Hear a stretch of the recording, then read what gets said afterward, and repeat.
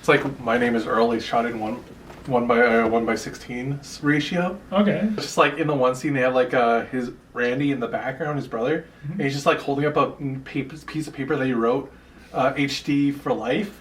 So yeah, they have a bunch of that in the show. So that was heroic scale. Now on to terrain. Terrain. All right, perfect. Within your game board, the designated space that you will be performing your wargame in, you will have pieces of terrain. They can be movable, they can be destructible, they can be scatter terrain, and they can either have a rules impact or just be purely decorational. I would say that they are the bits of scenery that add a little bit more flavor, a little bit more visual, aesthetic joy to your wargame. Yes.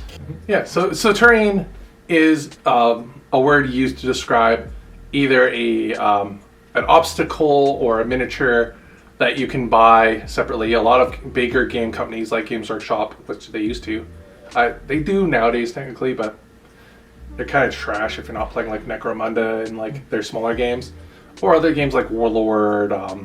Even companies themselves fully out there make terrain. Like I can't think of one on top of my head, but there's like a lot of MDF, which is wood companies that make buildings and stuff, terrain pieces that are models in on themselves.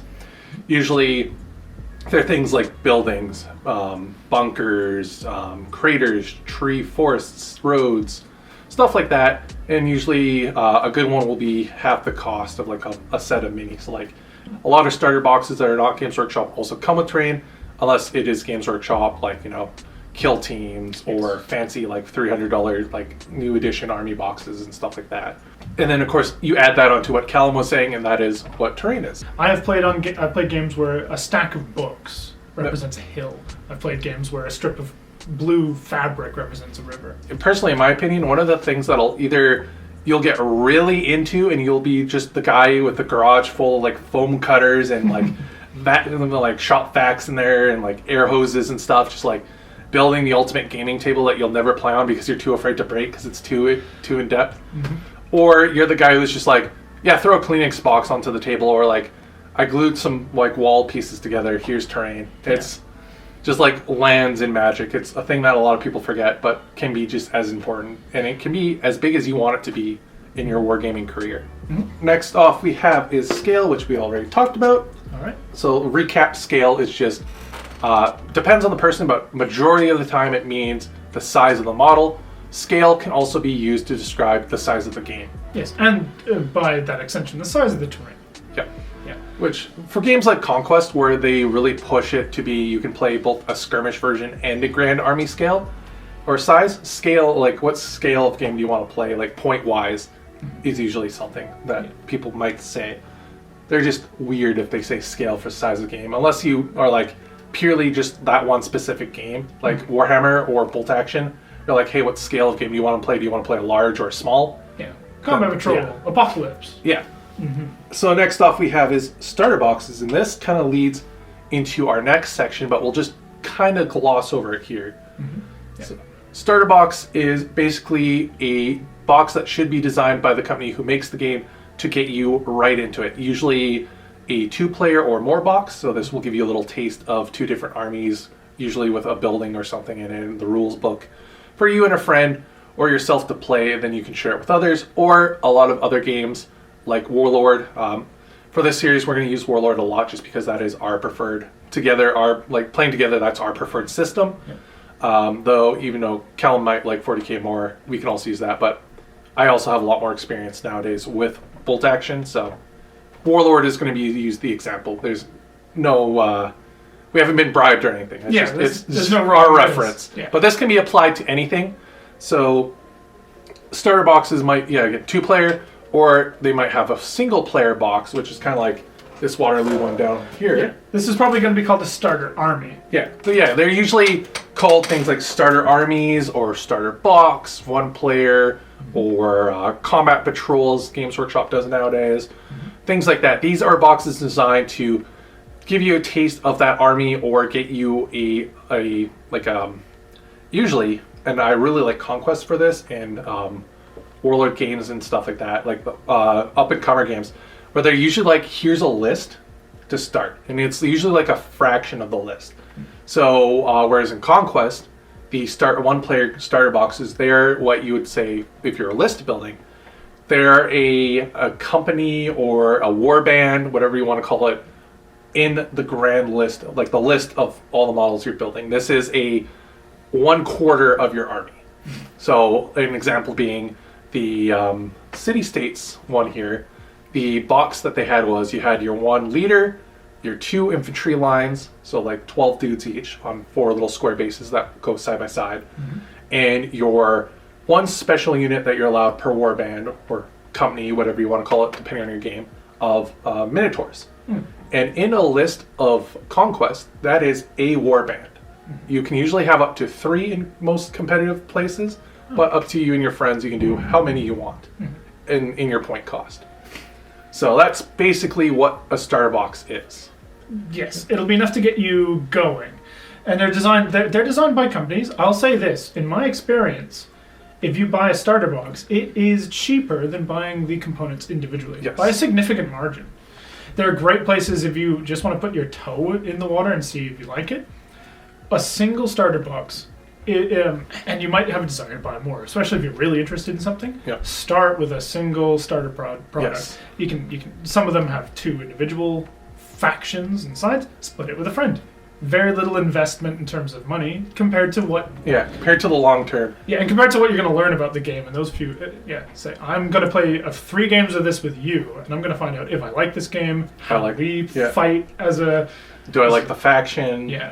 Because, which also leads into some companies might not even make a starter box. They might just have a starter rule set with minis you can like print out and cut out and glue stand up. A good one being 1-page rules. They have a starter box that you can buy, and they have 3 different versions of it. They have the free one, which gives you the rule book with paper cutouts. So you can try the game and try the models if you like it. They have the STL version, which that's going to be something you don't have to worry about. But for those who 3D print, it's like half the cost, gives you a PDF of the rulebook, plus the models you can print out on your printers. And then, of course, there's the full physical box, which gives you the minis pre-printed and books bounded that they ship to you.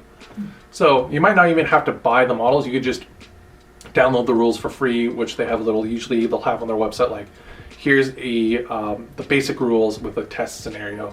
Play with the minis you have, or play on Tabletop Simulator to try it out. But yeah, that's basically a great example or description of a starter set. So next off we have is agnostic. Agnostic is a word that means very different things, because I was trying to figure out the spelling for it, and I went through 5 different meanings of the word until I found the right one. So this one's a little more advanced. This is definitely more for your people who maybe they like the aspect of grim darkness of 40K, or maybe they like the historical side of both, like they like the World War II, World War I aesthetic, but they might not like being true historical. Maybe they want to play a weird war, or they want to play an RPG version of it. And there's companies that make these, but they usually are what you'd call a model agnostic miniature game. These are games where their primary thing is they make the rule book, and they're like, use the models you want. Here's kind of like what we recommend for scale. But they might even make minis themselves, but primarily they make the rule set. So I am dumb. What does agnostic mean, actually? Agnostic in philosophical tradition refers to a state of not knowing something. Gnostic means knowledge in philosophical tradition. Agnostic is equivalent to saying I don't know. It has a layer of doubt. It has a layer of non-certainty. I suppose in miniature wargaming terms, agnostic refers to not caring, not in a bad way, but not caring about the specific models used.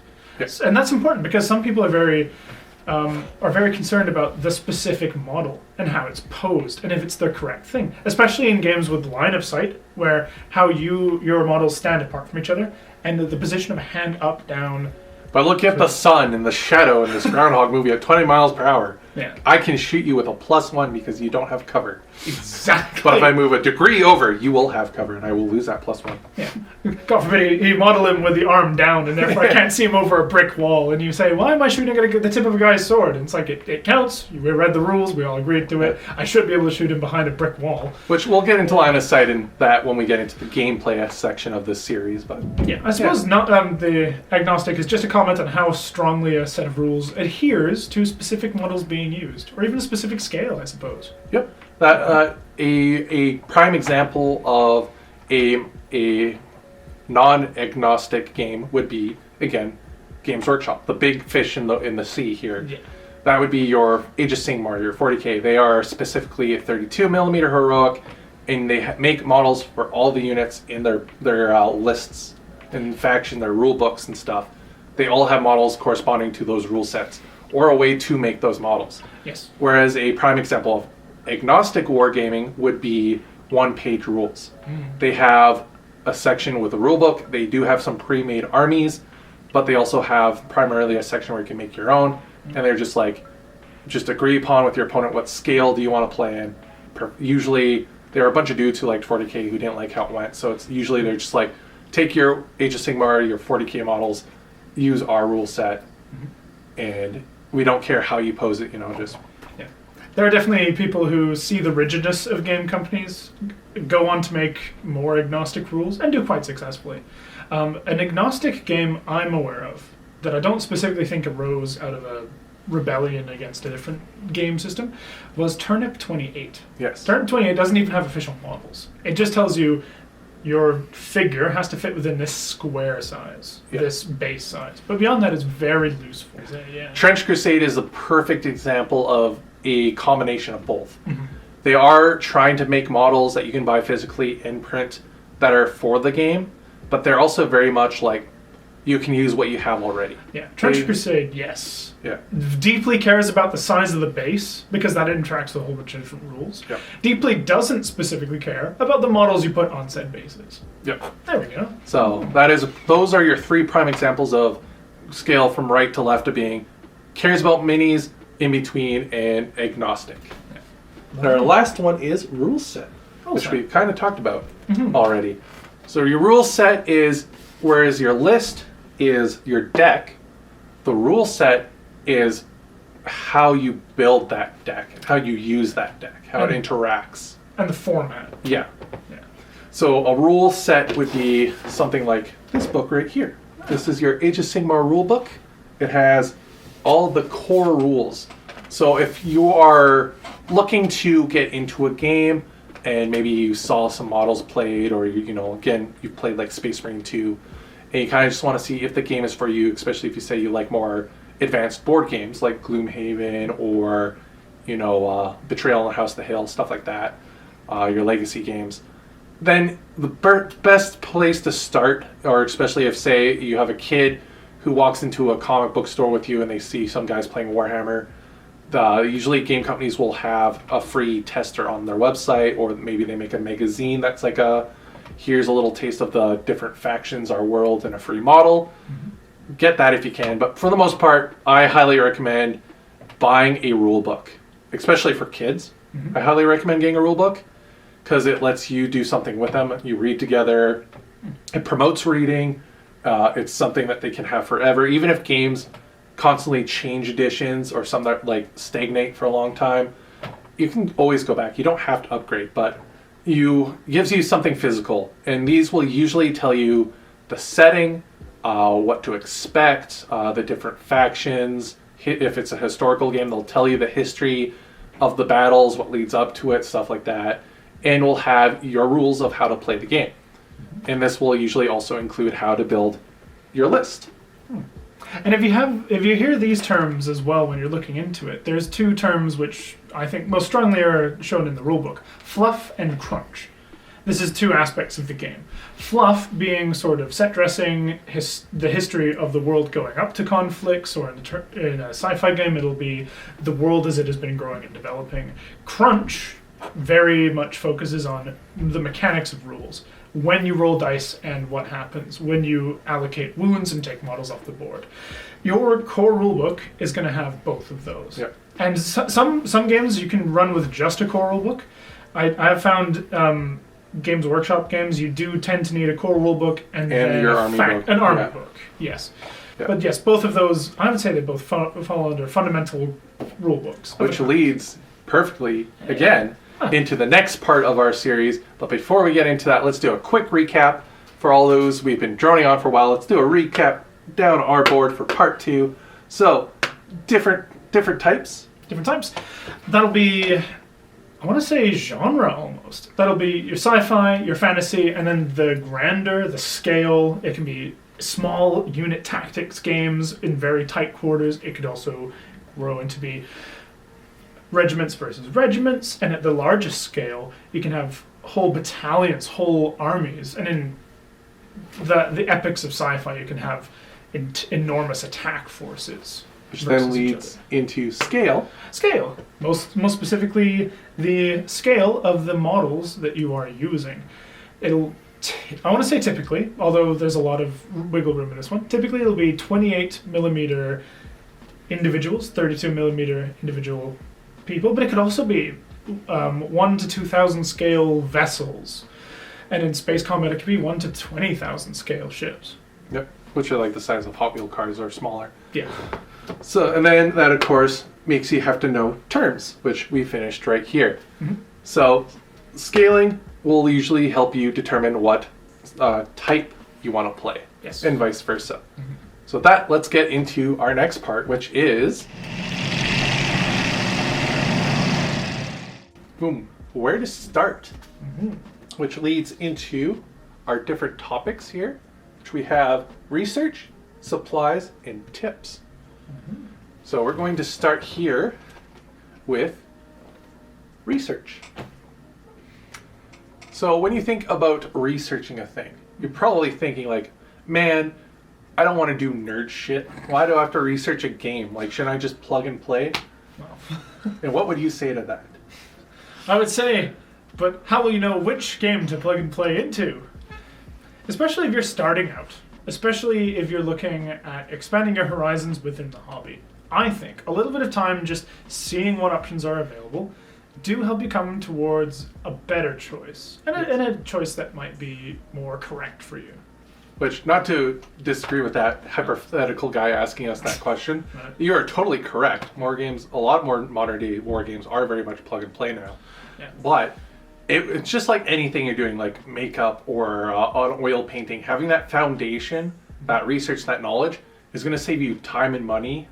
Whereas if you go into this just blind, you're going to go into a money hole or go into a group of people that you might just not vibe with, and it's just not going to be a good time. And that Christmas present maybe you bought for your kids to have, family fun time, and then they go to play, they're going to just get wrecked, or they're just going to have their whole view of the game shattered. Yes, that would be unfair and unfortunate if that did happen. Which leads into our first topic. I have a tape measure. Hey. That'll be our pointy stick. Research, which we have some spots here. So these are what I would recommend, and maybe Cal might agree with me too, where I would recommend starting your research in the right order. Mm-hmm. Now, friends might lead into this, but friends is usually the spot. But websites, the internet, the universal, and sometimes our blessing and a curse, mostly curse, of humanity, of knowledge. Yes. I have YouTube in the official company websites as sources. What would you recommend for internet online researching? Oh, great question. Besides having the safety filter on. Safety filter, and then you can check out forums, especially if you're starting out. Forums do tend to be, you tend to meet grognards, as we've already laid out, and you tend to meet very experienced people who really like to fuss over the very specific rules interactions. Which we can add as extra term, a special one for those who like RPGs, min-maxers. Min-maxers, that's right. Mm-hmm. Yes, you won't get away from them in this game, I will tell you what. Oh gosh, we call them net builders. Net lists. Net listings. Net listers. Yeah. I'm afraid it's a kind of person that you will find in all sorts of aspects of games, but that's kind of besides the point. Yeah. Your research. Which is not a bad thing if you're into that. It's just your group. Our group, we like to be casual, but if you're into net building, go for it. It's your game. Enjoy it. Find another net builder and absolutely have some incredible fights. But Oh yeah, when you see two competitive players go together, it's like watching two titans fight. It's amazing. It's brilliant. But what happens if you don't even know what wargame you're interested in? How do you find a wargame? That one, I would say, definitely would be YouTube. Going to YouTube, searching up wargaming, or knowing what what you're into. This one, you can actually say your room. Go to your room. Go to where you spend the most time. Because if you like the idea of a wargame, and maybe you like 40K, you checked out the website, and you're like, oh, maybe it's got a bit too much of a stigmatism to it, or too expensive or something for you at the time, depending on the war game. Looking at your room will definitely tell you what you might be into. If you have a lot of fantasy novels, or you're really into Harry Potter or Doctor Who, you can go and search up, basically, especially in this day and age, there is a RPG or a miniature war game out there for anything. Yes. Even like Doctor Who and all that stuff has war games. So what I found out about recently was, I believe it's called Marvel's Crisis Protocol. Yes. Yes. So if you're into comic books and you want to play a tabletop wargame strategy game about comic characters and superheroes, you can check out something like Marvel Crisis Protocol. Yes, which then leads into our next, where they're playing games. There's got to be a place where people play in person, because it is a physical game for the most part. Unless you play Moonbreakers, I highly recommend Moonbreakers. Or Tabletop Sim. Or Tabletop Sim, that's another one where you can learn to play the game or try it out to see if you like it. Which is your local friendly game stores. We've already kind of touched up on this, so we won't go too much into detail with that. But a local friendly game store, walking in, talking to the people who are running events or the people that run the shop, the till, go in there what you're kind of like with the questions in mind, what you're looking for. That way you can be quick about it, and then they can also have like, the more you know what you're looking for, the easier it is for them to help you. So if you go in and like, hey, I'm into these sort of books, or I want a bunch of friends who are playing Warhammer, but I'm not into that grim darkness, but I like the idea behind it. And they'll be like, oh, sure, have you tried this game? Even if you get some really cool ones, that they'd be like, hey, we don't actually carry this game in. I might be able to try to order it in for you, or they might tell you where to check it out. But if you don't really have that, especially if you're a younger person, if you don't have that full free access to the internet, the local game store is going to give you that in-person, personalized searching games for you, sort of like, and maybe it might even show you where to start for cheap, or what you're looking for depending on what you want in it. Like if you want a specific faction or specific game mode, stuff like that. Yeah, and I'll say this, from my experience with people from, like, specifically nerd hobby shops, you might worry, hey, is this person here to take advantage of me and try and sell me a whole bunch of things? They want to sell you things. More often than not, this is someone who's very enthusiastic about the hobby, and if they recognize that enthusiasm with you in something, they're not going to prey on you. They're not going to take advantage of you. You say, hey, I'm interested in, generally speaking, historical war games. They're probably going to ask you, what time period? Then you narrow it down. Yeah. Then you get some actual games, like Black Powder, Pike and Shot. Yeah. If they feedback loop off your energy and they match, that's good. If you go into a game store and the first thing they're doing is like in your face being like, hey, what are you into? Cool, here's a starter box. Like you'll hear this a lot for Games Workshop, or a lot of the official Games Workshop store, where managers are trained to kind of be like push. They have like forget what the actual term is, but they have like a set amount of things they have to sell. They probably have a quota. Yeah, like a quota. There's an actual word for it, but yeah, it's a quota. And that's why if you walk into local game stores, they always try to push, and if you say you have some sort of interest, they'll push like the 2-player big starter boxes, always Space Marines, things like that, paints and all this stuff. If you go in and a good manager at a Games Workshop will try to do that, but if you kind of already say like, hey, I did my research, I want a collector box, like a start playing box of Tau. If he's like, cool man, we'll get you into that. Maybe this might be interesting to you later on. Like this is a cool model that I would suggest to add on. If you get one of those guys, Games Workshop store is going to have one of the best encounters you'll have coming into a war game. But if you have the other guy, I would highly recommend leaving and going to a different game store. Assuming that you have options where you are. Yeah. Again, this is assuming you're in a place where you can get it. Yeah. If not, you're a local game store. Asking your local game store could be replaced with emailing customer support of the company of the website that you want to check out. Yeah. And then I mentioned be a smidge cautious with forums, but you can just post. I've seen it. People post comments. Hey, I'm interested in this, and I don't know what's out there. Yeah. And people who are enthusiastic about the hobby will see that, and they will give you a list of things. That you'll get flooded, and a lot of game stores and companies now also have Discords. So even if say you don't have a local game store in your area, but maybe in the town next over, or even state, province, whatever over, they might have a Discord, and you'd be like, hey, I'm out of whatever. Where would you recommend for me to start? And they might even be like, hey, we recommend this, and if you're willing to, give us a call. We can mail it to you, or we have a web store that you can buy from, and stuff like that. Which then leads into talking to those friendly people on Discord into friends. Yep. If you are interested in the hobby, it is very likely, I believe, that somebody in your past was interested in that hobby as well. I was actually just going to say that.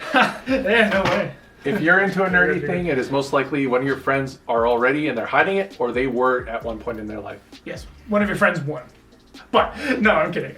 Yes, you're going to have possibly people who are interested in the hobby that you know. If you want to get into it personally, this is going to be your friends.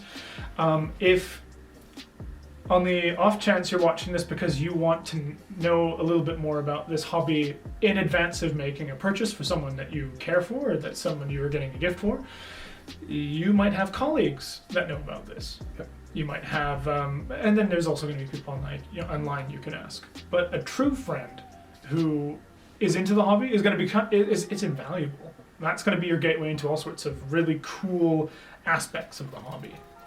They also don't let their friends play Tau as their first army. That's what friends do. Yeah. That's what friends do. No, that's what friends do. Yeah. Play what you want. Play what you want. Yeah. If they're into a thing, get them buy them a box of units, and if they really like it and they get really into painting it, and you're like, hey, that's what you want to play. Yeah. The nice thing about friends, if you have some sort of good rapport with them, your friends will let you borrow their models. Same thing with some people who go to local game shops, FLGSs, are so enthusiastic about the game, you can probably just talk with them and set up a game. And they might do that with you. Yep. A little bit of caveat emptor, but I find that most people are fairly good. There are horror stories, that isn't the average. I don't think it's the common thing. Yeah, which leads into the second part, which is, what are you? What is a frog? What are you come into, or what? But yeah, what are you as a player? What are you looking to get out of this game? Are you a competitive player? Are you into the art side of it? Are you a casual player? Are you into it for historicals? We kind of explained that side of it in the later part or earlier parts, and kind of talked about the different time periods and scales, but this might be another thing which kind of leads into your friends. What are you going to get out of the game? What are you subconsciously looking for? Mm-hmm. You might go into a game like I personally love. I went into the different games I play for different reasons, but nowadays I've kind of figured out what I actually want out of it. Mm-hmm. So I really like Bolt Action because World War II, and it's very much a narrative-focused game, historical-based game where you're playing these different battles that has a nice balanced competitive side. And playing with friends, especially like Callum here, I really like playing Bolt Action with them because of that. And we're very loose with stuff, we're very friendly, we like playing scenarios. But I don't like playing Bolt Action with strangers going to clubs to play competitive games. Mm-hmm. I think that kind of, to me, that breaks what I wanted from that game. And that would have definitely affected me buying models. If I knew that ahead of time, I wouldn't have gone as ham as I did with it, which leads into the research part. And just playing over time, you'll find this out, and that's why we recommend playing at a smaller scale with just the starter box to start. Whereas with my Conquest game, I wanted that to be my Age of Sigmar Beers and Pretzels game, which is another term to describe really casual. But I find I actually like playing that as my competitive with strangers game. Like I can go bring my army case with a 2-player starter box in it, plus extra models, go to a game store and just be like, hey, do you want to play a match of whatever points of Conquest? And they'll be like, sure, here's this list I have. And I'm just as good as winning or losing with it. I just have fun. I always find playing Conquest is fun with people I've played with. And that can be that enjoyment and finding it out is definitely going to be a huge factor, in my opinion, of what will lead you into playing a game. Yes, I agree. There's two important things there. You're approaching the question, what is the point? The point's to have fun. Yeah. What is the point?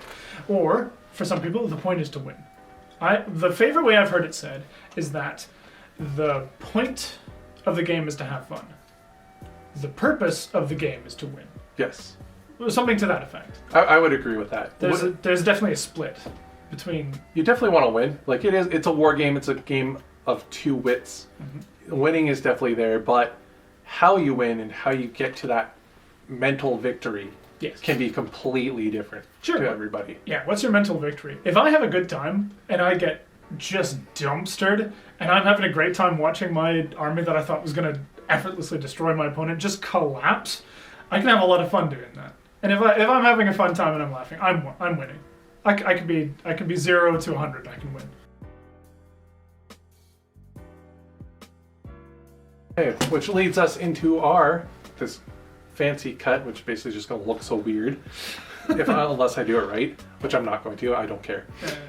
I do what I want. But we have our next stage here, which is supplies. Mm-hmm. So supplies can usually mean, the usual. So that would be like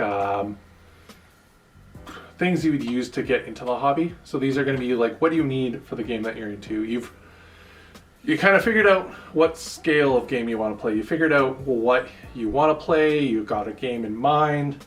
You've maybe tried a game out.